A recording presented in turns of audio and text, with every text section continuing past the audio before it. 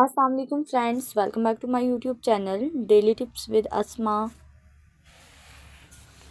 आज के इस वीडियो में हम आपको बताएंगे नादिया नाम के बारे में अनोखी और दिलचस्प मालूमात।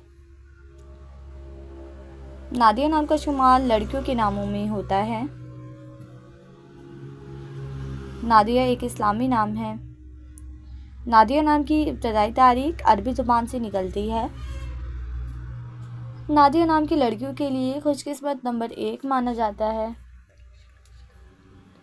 माहिरीन के मुताबिक नादिया नाम की लड़कियां बहुत मासूम होती हैं।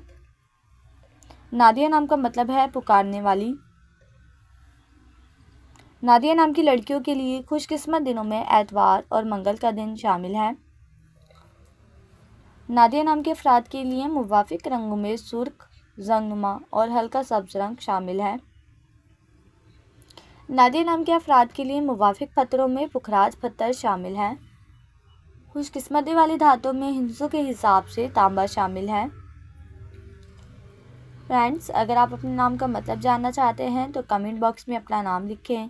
इंशाल्लाह हम आपके नाम की वीडियो ज़रूर बनाएंगे। Thanks for watching. अल्लाह हाफिज़।